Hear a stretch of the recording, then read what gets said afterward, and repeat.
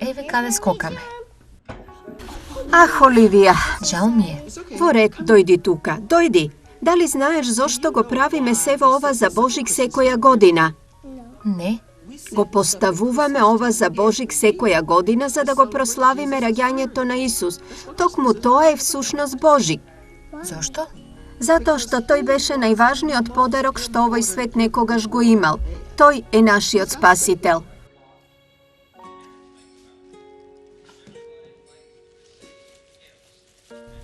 Оливија, на што најмногу се радуваш за Божик оваа година? Освен за подароците? Да, освен за нив секако. Па нема училиште 2 недели. И секако твоите познати тројни чоколадни колачиња. Навистина мислиш дека ќе ги направам? Се надевам. Ајде да не заборавиме што всушност е Божик. Знам, бабо. Божик е поврзан за Исус.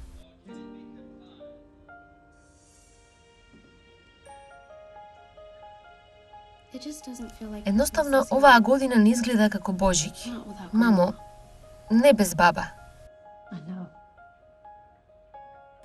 Знам, но ова беше нејзиното омилено годишно време. И една од нејзините омилени работи беше да ја постави сцената на Христовото раѓање со вас. Запомни што секогаш велеше таа. Ова е најважниот период од годината, затоа што го добиваме најголемиот подарок досега. Исус. Мислам дека таа сакаше да го запомниш тоа.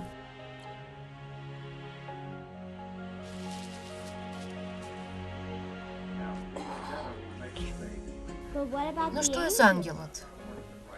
Добро, ангелот им каже на мудреците за раѓањето на бебето Исус. Тој беше најдобриот подарок што некогаш сме го добиле. Зошто? Исус е нашиот Господ и Спасител. Поради Него сите наши гревови се простени. Затоа го славиме Неговото раѓање.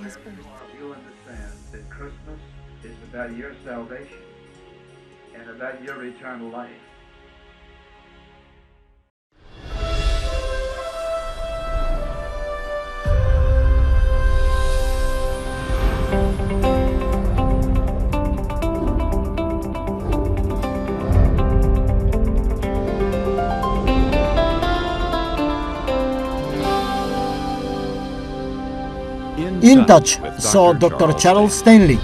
Споделување на Евангелието низ целиот свет. Следно на програмата Интач. Вистината што ослободува. Дали би се сметале себе си за слободна личност? Повеќе од веројатно ќе кажете: сигурно, немам окови на рацете, на нозете, не сум зад решетки, јас сум слободна личност. Па можеби немате ништо од тоа, но сепак би можеле да бидете во затвор, во робство. Многу луѓе се во робство и не го сваќаат тоа. Тие не разбираат зошто работите одат онака како што одат. Зошто едноставно не може да им тргне. Зошто имаат немир однатре. Зошто работите не се одвиваат понивно и што и да прават немаат вистински мир, вистинска радост. Но има вознемиреност, фрустрација, стравови и се останато. А сепак велат дека се слободни. Зарем не би сакале да се ослободите од сето тоа? Гледате, затоа што додека не сте духовно слободни, вие не сте слободни. Библијата вели дека луѓето одат во темнината. Тие не се слободни. Библијата вели дека луѓето се заслепени од гревот. Тие не се слободни. Кога ти си во темнината, тоа значи без Христос, ти не си слободен. Ти мислиш дека си, затоа што ѓаволот им ги заслепува очите на луѓето пред вистината, рече Павле. Она за што сакам да зборувам во оваа порака е за тоа како Исус може да ве ослободи од робството во кое се наоѓате. Вие можете да одговорите, но јас не сум во никакво робство. Слушайте внимателно и да видиме дали тоа е на вистина или не. Затоа што една од причините зашто Исус рече дека дошол е да не ослободи. Значи, свртите во глава 4 од Лука, сакам да читаме за Исус на почетокот од неговата служба. Тој одеше наоколу по синагогите проповедајќи, бидејќи тоа беше нешто како црква во тие денови. Таму беа групите и таму беа луѓето. Светото писмо вели, почнувајќи од стих 14. Исус се врати во Галилеја со силата на Духот и веста за него се прошири низ целата околина. Почна да поучува во нивните синагоги и беше пофален од сите. И дојде во Назарет, каде што беше пораснал, како што имаше обичај, влезе во синагогата на сабат и стана да чита. Му беше подадена книгата на пророкот Исаија. Тој ја отвори книгата и го најде местото каде што беше напишено. Еве што тој прочита. Духот Господов е врз мене, затоа што тој ме помаза да им го проповедам евангелието на сиромашните. Ми испрати да им објаснам ослободување на заробениците, а на слепите враќање на видот, да ги ослободам угнетените и да ја прогласам благопријатната година Господова. Исус рече: Јас дојдов да ги ослободам луѓето. А потоа во Јован глава 8, интересно е што рекол Исус овде. Тој им зборува на своите ученици и на оние што слушнале. Еве што рече тој. Јас не правам ништо само од себе, туку го зборувам тоа како што ме научи Отецот. Тогаш тој рече: А оној што ме испрати е со мене. Тој не ме остави сам, зашто секогаш го правам она што му е угодно. Кога тој го зборуваше тоа и како што правеше, мнозина поверуваа во него. Сега слушајте што рече тој. Тогаш Исус им рече на евреите кои поверуваа во него: Ако останете во моите зборови, тогаш вие сте на вистина мои ученици и ќе ја запознаете вистината, и вистината ќе ве ослободи. Исус рекол дека тој дошол да ги ослободи заробениците. Не зборуваме за луѓе кои беа во робство, иако многу од нив беа. Зборуваме за луѓе кои биле во секакви видови на робства. Сакам да размислиме на тоа за момент, затоа што, како што правиме, повеќето од веројатно ќе се најдете себе си како велите. Знаеш што? Тоа личи на мене. Значи, кога зборуваме за работи од кои треба да се ослободиме, од што да се ослободиме? Прво, ослободете се од грешки. Има многу работи што се поучуваат денес, а се грешка. Тие се лажни, не се вистинити. Има луѓе кои се во робство на тоа. Например, едно од тие работи што луѓето ги учат денес, која апсолутно е неточна, е дека има повеќе од еден начин да се стигне до рајот. Исус е еден начин, но има и многу други. Исус рече: Јас сум патот, вистината и животот. Никој не доаѓа кај Отецот освен преку мене. Сега, ако тоа е вистина, а е вистина, и Исус рече дека е вистина, и некој доаѓа и ти кажува: О не, има многу други начини. Бог не е толку тесноград само за да го направи Исус.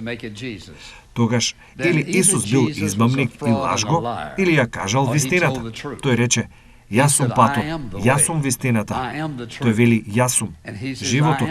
Никој човек не доаѓа кај Отецот освен преку мене. Ако човек не се роди повторно, тој не може да го види Царството Божие. Едно од тие грешки е тоа што има многу начини да се стигне до рајот. Една госпоѓа ми кажуваше неодамна: Слушајќи го мојот пастор, рече таа, тој рече дека има два начини да се стигне до рајот.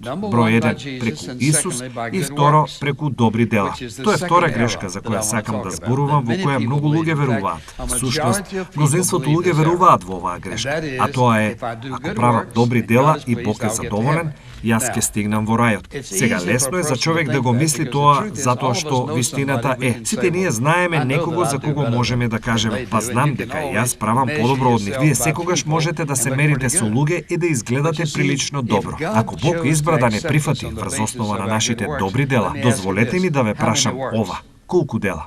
Кои дела? Колку долго? Колку често дела? Апсолутно. Никогаш не би знаеле каде сте во врската со Бог. Лажно учење. Ние не сме спасени преку дела. Тој рече: по благодат сме спасени преку верата, не од вас самите, не преку дела, да не се фали никој, затоа што Бог знае дека луѓето се фалат со она што го прават. Тој рече: нема спасение по делата освен преку Исус.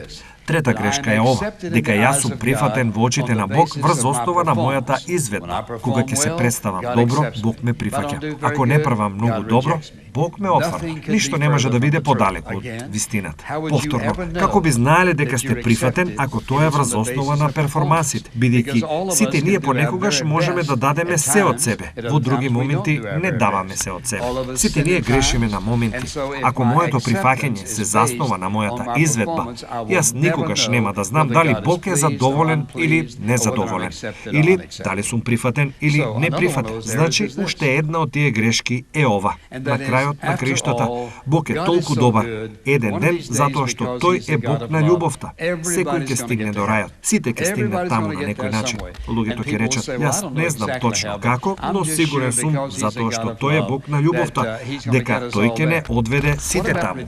Што е со отфрлањето на Исус? Што е со отфрлањето на Бог? Што е со отфрлањето на крстот? Што е со игнорирањето на духовните работи? И сите ќе стигнат таму? Јас не мислам така. Сушност, јас знам. Апсолутно не. И уште една од оние грешки со кои луѓето се фатени, и тоа е робство. Сето ова е форма на робство, дека можете да бидете спасени денес, а изгубени утре. Моето спасение се заснова на моите добри дела. Сега, внимавајте, нашето спасение се заснова на една работа. Фактот што Исус Христос отиде на крстот, доброволно го положи својот живот, го зеде на себе сиот грев за целото човештво. Во еден момент, во времето, умре за нашиот грев. Единствениот кој може, бидејќи тој е единствената совршена личност. Јован Крстител рекол: јагнето Божјо кој ги зема гревовите на светот, тој умре за нашиот грев и спасението доаѓа преку прифаќањето на Исус Христос како наш личен спасител. Сега, ако јас можам да бидам спасен и изгубен, еве што значи тоа. Тогаш, како да се спасам повтор пат? Морам да направам нешто повтор пат. Или морам да се подобрам, повторно да верувам, или што и да е. Никогаш нема да знаете дали сте спасени или не. Тој вели: зошто Бог толку го возлюби светот, што го даде својот еднороден син, та секој што верува во него да не загине туку, да има вечен живот. Што е вечен живот? Тоа е квалитет на живот, но исто така е и должина на време. Тоа е за секогаш, секогаш и секогаш. Ако тој ми го даде дарот на вечен живот за секогаш и секогаш, ако јас можам да го изгубам, тогаш неговото ветување беше несоодветно. Не беше точно и смртта на Исус Христос не беше доволна на крстот, што апсолутно го уништува целиот Божји план за откупување. Тоа е грешка и многу луѓе се фатени во неа. Втора форма на робство, многу јасно во Светото писмо, се злите дела во нашиот живот. Размислете за тоа за момент.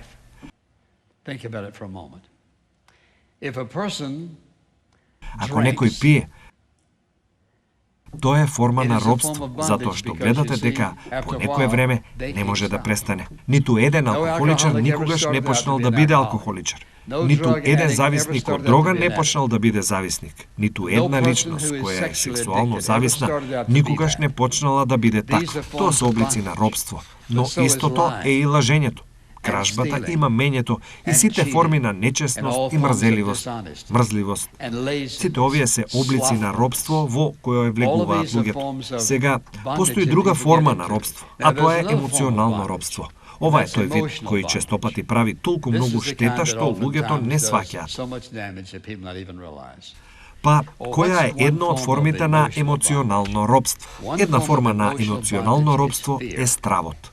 Исус имал многу да каже за да имаме доверба во него и да не се плашиме. Не плашете се, не плашете се, не плашете се. Стравот е форма на робство. Има луѓе кои секое утро се будат и размислуваат кога возат по автопатот. Се плашат што може да им се случи. Луѓето имаат страв од старост. Луѓето имаат страв дека нема да имаат доволно подоцна во животот. Луѓето се плашат од лошо здравје. Луѓето се плашат дека немаат доволно пари. Луѓето се плашат што ќе им се случи на нивните деца.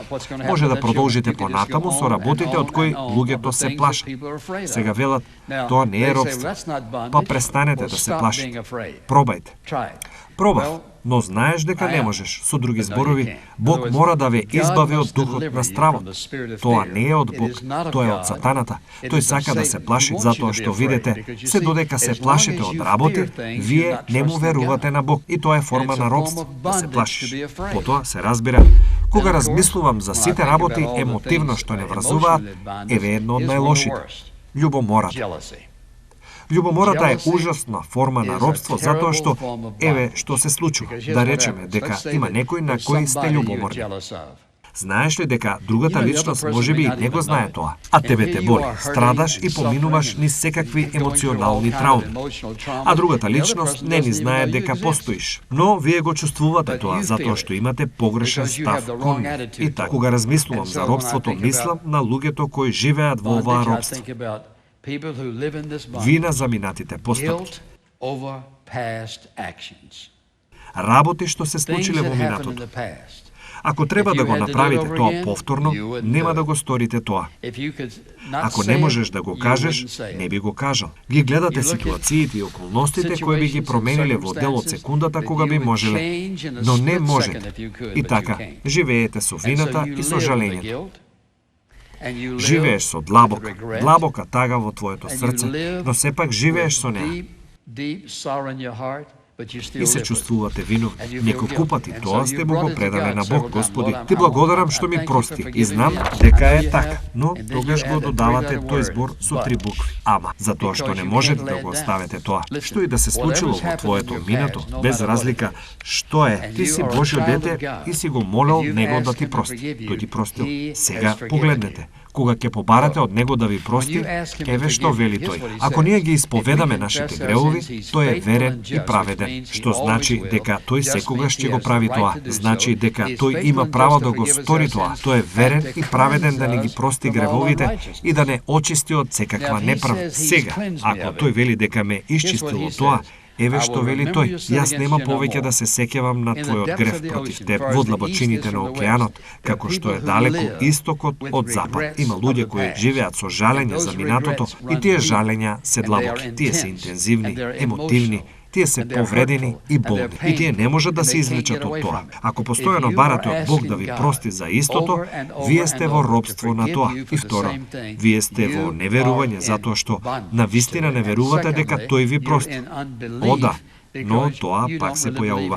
Потоа треба да се справите со тоа. Што ме води кон друга форма на робство, а тоа е робството на непростувањето. Тоа е ужасна форма на робство. Само да знаеш што тие ми направија. Тоа не е проблемот. Но дозволи ми да ти кажам што се случи. Разбирам. Не разбираш. Јас разбирам повеќе отколку што мислите дека разбирам. Никој не знае какви повреди и работи поминале во сечи живот. Треба да простиш. Еве што вели Библијата. Ние треба да си простуваме еден на друг, како што ни прости Бог во Христа Исуса. Дозволете ми да ви поставам прашање. Можете ли да помислите на нешто што сте направиле? А Бог нема да ви прости според Светото Писмо. Сега, еве го следниот проблем. Која е деструктивната моќ на овие работи? Па, првото нешто е кој било облик на робство го попречува вашиот личен однос со Исус Христос. Не можете да бидете она што тој сака да бидете, се додека сте врзани за нешто поради неверување и робство. Втората работа што е деструктивна во врска со тоа е дека го повредува вашето лично сведочење. Ако имаш дух што не простува, ти гарантирам, не можеш да го задржиш за себе. Ќе кажеш некој, можете да поминете низ секоја од овие форми на робство и има многу други. Ќе кажеш некому, ќе го видат тоа. Слушајте, ако си луд, не можеш да го задржиш за себе. Видете, светот има право да очекува јас и ти да живееме над тоа. Светот има право да очекува од нас да имаме поинаков начин на живот. Зошто? Затоа што ние велиме дека сме следбеници на Божиот Син. Ние сме следбеници на Исус Христос. Тие знаат подобро. Тоа го повредува твоето лично сведочење. Не само тоа, тоа го ожалостува и срцето Божјо. Сега, например, ако сте родител, сигурен сум дека некои од вас многу се родители, а вашите деца седат токму овде. И кога ќе видите дека вашето дете прави нешто што не знаете дека го боли, тоа ве боли и вас. Кога ќе го видите како се движат во насока, за која знаете дека ќе биде само уништувачка, ако воопшто сте каков било родител, тоа ве боли длабоко во себе. Го тагува твојот дух. Друга работа што се случува е ова. Тоа го ограничува Бог да ве употреби. Ако сте во робство на овие работи, Бог ќе не искористи само до степен до кој ние одиме послушно пред Него. Единственото нешто што ќе ве спречи да го достигнете вашиот целосен потенцијал сте вие. Затоа што, слушајте, Бог може да ги промени твоите околности. Тој може да направи чуда во вашиот живот. Тој може да ве стави таму каде што никогаш не би замислиле дека ќе бидете. Тој може да ве користи на начини кои се апсолутно надвор од вашето разбирање ова утро. Ако го следите, ако му се покорувате, но ако не, тоа е избор. Често луѓето прават погрешен избор. Тие се врзуваат со работи што не прават вистинска разлика во нивниот живот. Бог го има најдоброто за секој еден од нас, но ние мора да бидеме подготвени да се справиме со овие работи и тоа внимателно. Сега, последното нешто што ви влијае е она што го прави на вашето човечко тело. Велиш, па гледај, тоа што сум љубомерен нема никаква врска со моето човечко тело. О, да, има. Имајќи дух што не простува, тоа е помеѓу мене и нив, а не моето тело. О, не. Јас дури не зборувам за пиење, дрога и пушење. Зборувам за емоции. Вашите емоции делуваат на вашето тело. Сега тука доаѓа најважното. Значи велиш, добро, сега слушнав се за овие работи. Што ќе правам во врска со тоа? Неколку работи што треба да ги запомните. Не многу. И ќе ги започнам сите со иста буква, за да не ги заборавите. Без оглед на робството, без оглед на злото дело, со кој да се соочувате и треба да се справите, ова е начинот на кој се справувате со тоа. Како прво, сетете се дека имате лична врска со Исус Христос, Бог Тато, персонална лична врска. Тоа значи дека ви е простен гревот, дека тој е вашиот спасител, вашиот Господ и Господар, и дека во вас пребива Неговиот свет дух, што значи дека има моќ во вас.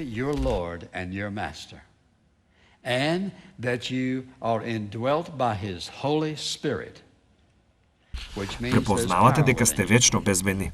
Тоа е. Треба да размислите за ова. Кој сте вие како верник? Јас имам лична врска со Бог.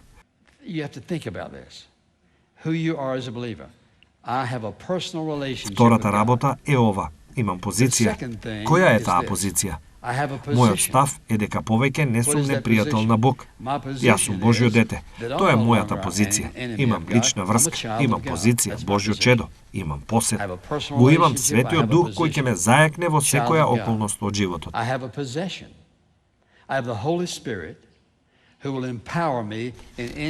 Сега, сакам да прочитам еден пасус, бидејќи со ова луѓето веројатно не се запознаени. Во 2 Петар сакам да слушате што вели тој. Сакам да запомните што имате вие, вашата лична врска, вашата позиција. Вие сте Божјо дете. Имате пристап до Божјиот престол. Вие сте полни со Светиот Дух. Слушнете го ова. Гледајќи дека Неговата божествена сила ни подари се што е поврзано со животот и побожноста преку вистинското спознание на Него. Односно, Бог во секој еден од нас ставил, слушайте, во секој еден од нас ја ставил способноста што да прави. Да се соочиме во животот со се што се справуваме. Се што се однесува на животот и побожноста преку вистинското знаење за Него. Зашто со тоа, се тоа на што Бог ни го дал, тој ни ги дал своите скапоцени и величествени ветувања, така да преку нив вие да станете соучесници на божествената природа, бегајќи од расипаноста што е во светот. Што вели тој? Еве што имате, внимавајте на ова. Вие ја имате природата на Бог во себе. Ти беше запечатен, вели тој, преку Светиот Дух. Кога сте биле спасени, запечатени од Светиот Дух, не можете да се изгубите. Духот Божји ве запечати за секогаш. И тогаш запомнете кој сте. Вашата личност, ти си Божјо дете. Вие не сте само нешто што лебди овде. Ти си Божјо дете. Значи, кога размислувате за вашата лична врска со Него, вие сте спасени. Вашиот имот, вашата позиција, вашата личност, се во ова. Сега ти велиш, па како да ги надминам овие работи?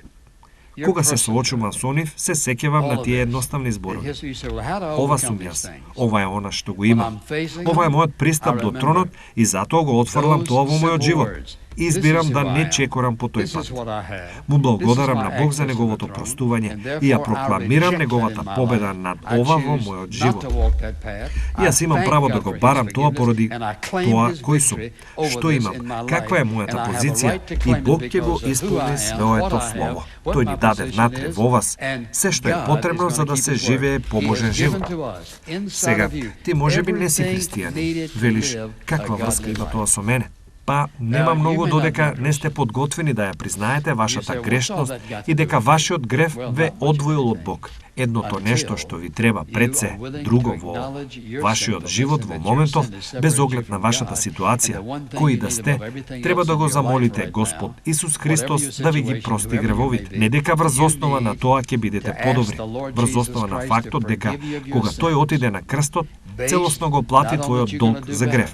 И во моментот кога ќе побарате од него да ви прости, и во моментот кога ќе го побарате од него да ви прости и ќе го примите како ваш личен спасител, Господ и Господар, ти му го предаваш својот живот на него. И во моментот кога ќе го направите тоа, ќе ви биде простено. Вие сте запечатени со обветениот Свети Дух. Вашето име е запишано во книгата на животот на јагнето. И сега, во тој момент, ви е дадено, вели тој, се што ни е потребно на мене и тебе во присуство и силата на Светиот Дух, за да го живееме тој богоугоден живот. Велиш, дали понекогаш ќе се сопнам и ќе паднам? Секако да. Па што прави тој? Тој ни простува, не зема и не држи во движење.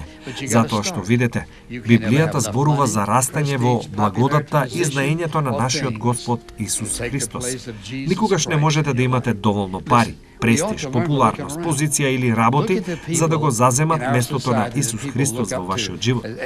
Слушајте, ние треба да учиме гледајќи наоколу. Погледнете ги луѓето во вашето општество, на кои луѓето гледаат како на херои.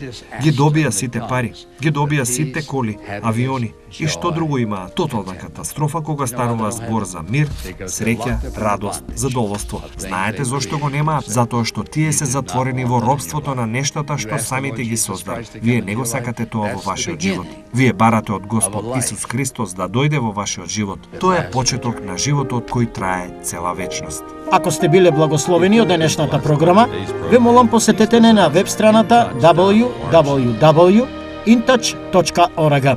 InTouch, водејќи ги луѓето низ светот во поголемо заедништво со Исус Христос и зајакнувајќи ја локалната црква. Оваа програма е спонсорирана преку службите InTouch и е возможена преку Божјата благодат и вашите верни молитви и дарови.